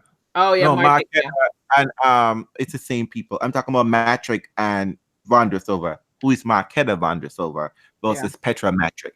Yeah. Who that? New Martic? phone. Who that? Oh man. So you know what? And Kanta is playing on some steam. You know, she's a player who gathers. Well, she beat Sloane the last time they met, so we'll see if Sloane gets herself through that match. That'll be fun. I mean, I'll show up for a Sloane Halep final, or I'll show up for a Sloane. Listen, we could have an All-American final, and guess what? Neither of them are immigrants. Oh my God. That's gonna mess up that storyline though. And Terrence, you're right. Keys versus herself would lose twice, and probably no, but we could end up with an All-American final. I'm here for it. Either Keys or I think that Halep handles Anisimova though. But for sure, we'll see. Listen, Halep is cruising in this. You see, this is the thing that I have with some of these ladies is that in the second week they're not reliable. No, she'll be fine. Who's not gonna be? I mean, I could be fine. We'll see. I like all of these ladies. I don't mind if it's true. Wins. There's nobody here who I'd be like, I don't want to win. Well, you know what? We have some people coming through or possibly getting through that. You know, we don't even really know their names. We may have a one-hit wonder slam winner. You don't know their names. Who's a one-hit wonder? Which song ended up best describing the final end of this draw? All them people are gone. I got nothing. Shit. Gone. I mean, I was the only shock I would say for the tournament so far for me was that Azarenka wasn't able to get further because she let Osaka off the hook. Oh my God, she was so good in that match, and then she sucked. Yeah, that's her poor thing right now. And her we didn't talk good. So yeah, that was the upset. Like, let me see any other upsets. I didn't really like. I don't think Venus's was an upset. It's not an upset. No, not at all. Osaka was the upset. That's it. No, Osaka was not an upset. She should have been gone week She one. should have gone from round 1, actually. Yeah, You don't think Osaka losing was an upset? Who did she lose to? Siniakova? No, she wasn't. That wasn't. You know what it was? It was an upset that it took that long. She really should have been gone. No, like she should have been gone. She should have lost to Vika. She was bageled. Yeah, I know. So So what's her deal? You think she just wore out? I don't think Clay's was her thing. I think she She's was done like Clay. she was done. Okay. You know who surprised me? Who went out really quickly? I thought Garcia lost very quickly. I didn't expect that. I had her going far. She choked it away, as always. Oh, in France? She's a big choker. She chokes in France all the time. She had Maria on the ropes, I think in 2011 or something around there. And then she just let it go. Stop retiring Venus, Candy. Cut it out. And I was surprised that Muggs got so far. But she was playing well until Sloane. Right? Yeah, to me, Sloane made it look extraordinary. Yeah, Sloane was just like, I'm not giving up this baseline. I'm just not.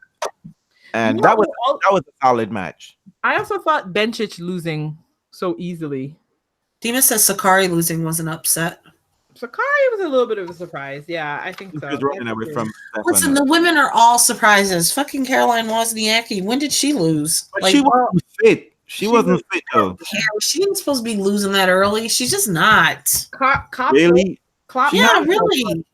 Copless felt like a little bit of an upset to me. Oh, that didn't feel like that felt like justice to me. That wasn't justice. That was weird. That was really weird. Hey, you know what I was thinking when I was watching that? She looked like she had a little more ass and booty, and I was wondering if maybe she just got married. Oh, stop! Hey.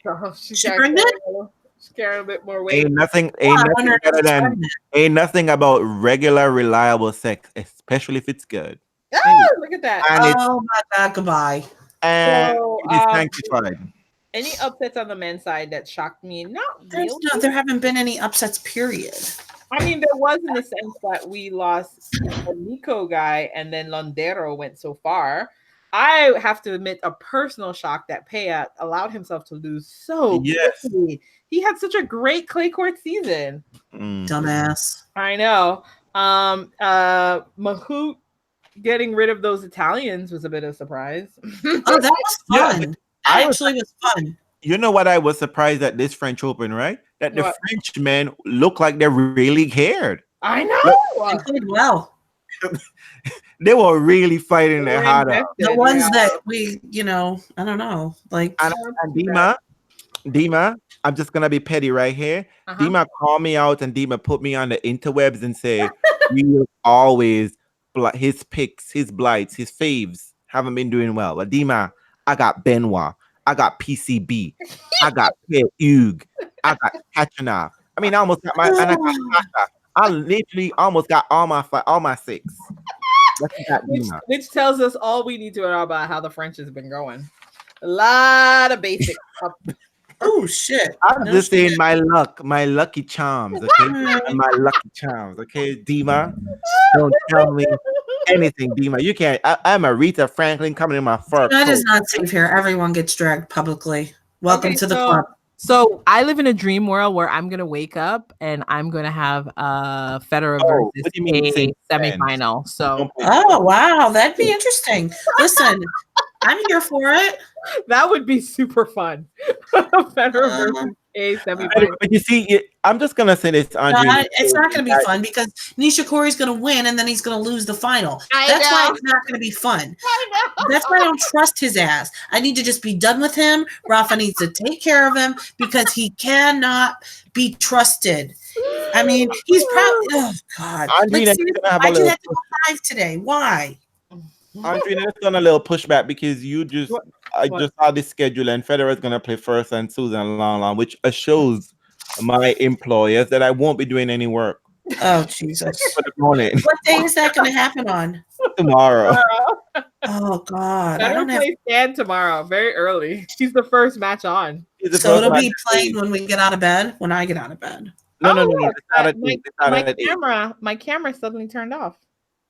Camera of what?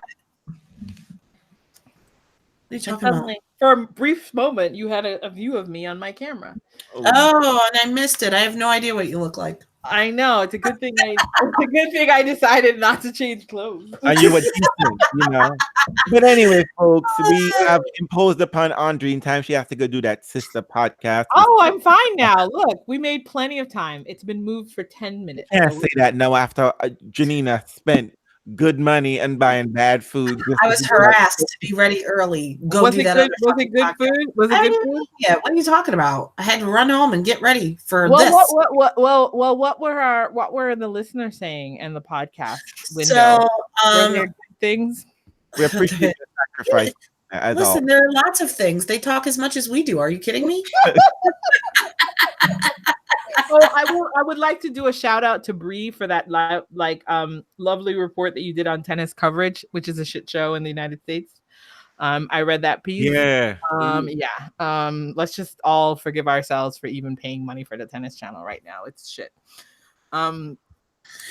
I am so angry with the Tennis Channel right now. I'm listening to Rolling Girls Radio, which I love. It's really the only time that I listen to tennis radio. I don't know why. I just like Rolling Girls. This is why Amazon takes over, because y'all do such shit post service when Amazon rolling and just say we want everything. But this is because remember Amazon.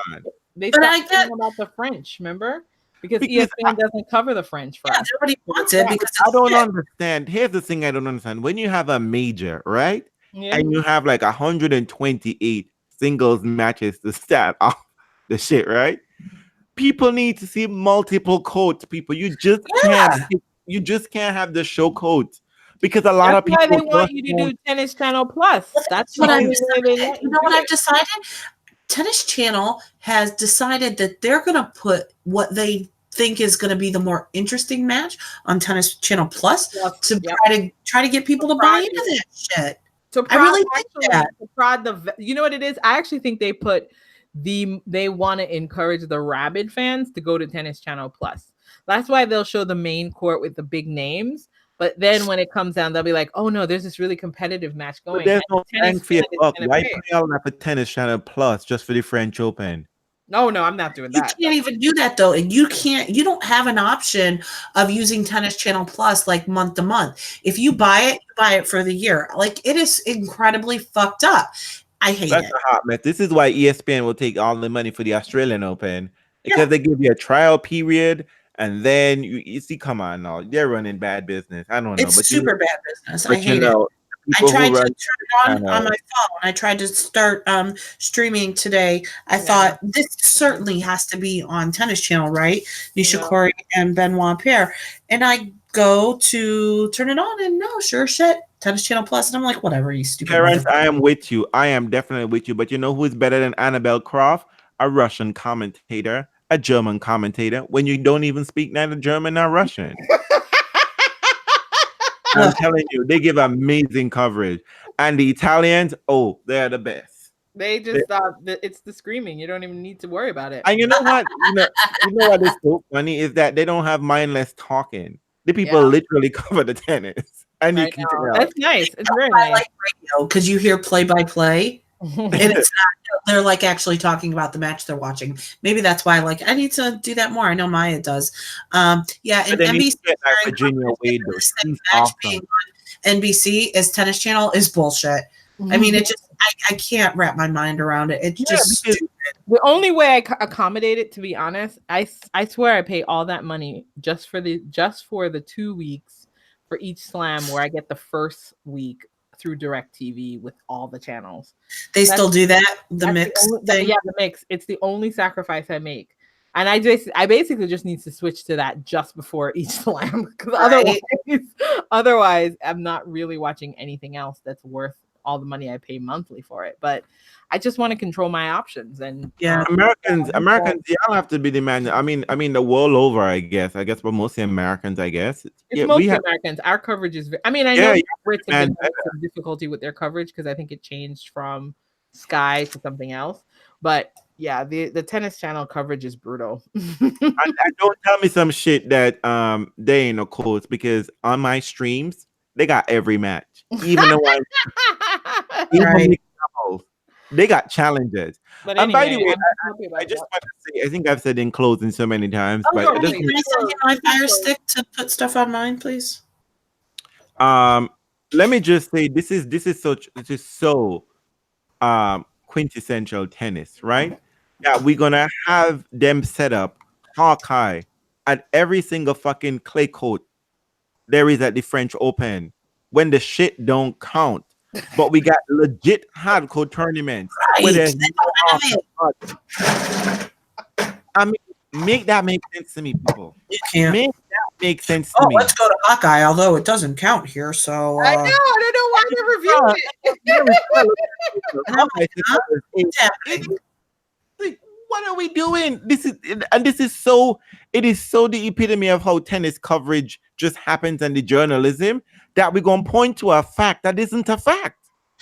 Pablo, why do you keep saying when are we going to talk about Ostapenko? Why is he doing this? Ostapenko don't even talk about herself. Oh, why? Because Ostapenko, she's doing well in doubles, no? I think we can talk about Ostapenko as oh my god, I'm sure Martina Hingis have nightmares about her. What's her name? Oh my god, she's Croatian. Mariana Lucic? No. That was the other Baroni. That's the other player. Eva Maioli. That's it. Eva Maioli stopped Martina Hingis from having the Grand Slam in 1997. So that one time, well, Meskina was one and done. She was just happy to have that baby. And I think people should realize that's what Caroline Wozniak is doing. She just didn't want to come out and honestly say, I want to go home and make babies and be with my husband. Know what? I'm so done. She hasn't even gotten married yet. They had that conversation in the chat. Yeah, but I think after she realized that dry bachelorette party, the wedding gonna be even worse. She's trying to figure out how to zhuzh that shit up. Oh, uh-oh. Let me just. This is breaking news. Okay. So Kawhi Leonard has filed. This is funny to me, only as from a federal perspective.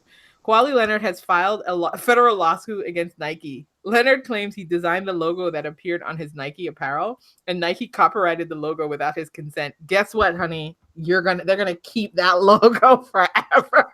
Oh yeah. No, that's going to be very interesting because I think the courts are gonna have to step in at some point. Yeah, it's gone to court. I think it's gone to court, but the courts are gonna have to step in and deal with, because if businesses are allowed to run this shit, we're gonna have to have a different market. I keep telling y'all, capitalism is evil, but nobody had a logo. Shit.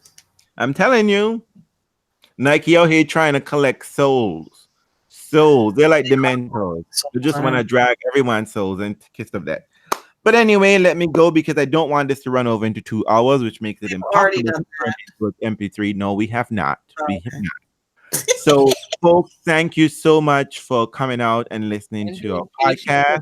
From yesterday. And as it's our team, the theme running is a one-hit wonder. And we're hoping that Federer will change that shit around and win his second French Open. I ain't looking for get a newbie, or we get a brand new newbie. Do we still have room for a brand new newbie? I guess. Dominic would be a newbie. Not that newbie. We ain't standing Dominic no more. No more. Maybe Kay. Or Karen. Maybe Karen comes through. through. Oh Jesus! By the way, everyone should see that John Wirtz, I guess, quoted Karen catching up by saying, someone asked him in the press conference, I see that is it safe to say something like that, your wife is having a baby? He said, well, yes, and you can say I'm having a baby too. I was like, wonderful. Let us have this together. So let us end where we began. Yes, Sasha come through. Yes, Dima, Sasha come through. Okay, yes. Sasha, do it. I'm here for a Sasha win. Would be wonderful. But you know why it would be wonderful for Sasha to win it? I know Sisyphus would die. He would die. And in the good work of trolling Nole on the interwebs. I mean, I'm telling you, for trolling Nole and Diva down on the interwebs, Nick Curios, you continue to do the Lord's work. Leave it alone. You're a mess. Because you're telling the truth. Okay. Anything else, fans? Do we have to say anything that we forgot? We covered everything. Our agenda has been covered, right, ladies? What's my point of that? That I have to leave the room because she's coming. Everybody get the fuck out. You know what I think is really great about Dominic Thiem, though? What? Now everybody knows who he is. No, they don't. Alrighty then. Dominic, that's your introduction to the world. Imagine that. And you're Austrian at that too. I had to ask Realz where he was from. Oh my God. Yeah. Dominic, we gotta do better, boo. We gotta do better. But anyway, fans, thank you for listening and tuning in. This podcast and all our podcasts would be available on iTunes and Podbean. But apparently iTunes is going out. They'll be back. They're restructuring. That's what they're doing. But bye. Yeah, whatever. We'll be fine. Alrighty then, folks. Thank you for being, and all the fans and all the new followers. Thank you so much for your love and apprappreciation. We'll probably have one more live podcast. We're gonna have another live podcast. We mean probably next week Sunday. I know somebody will be busy. It will either be a funeral or a celebration. So true. Yeah. It's gonna be a week, no matter what. Ooh, God bless us all. Good night, everyone. Bye.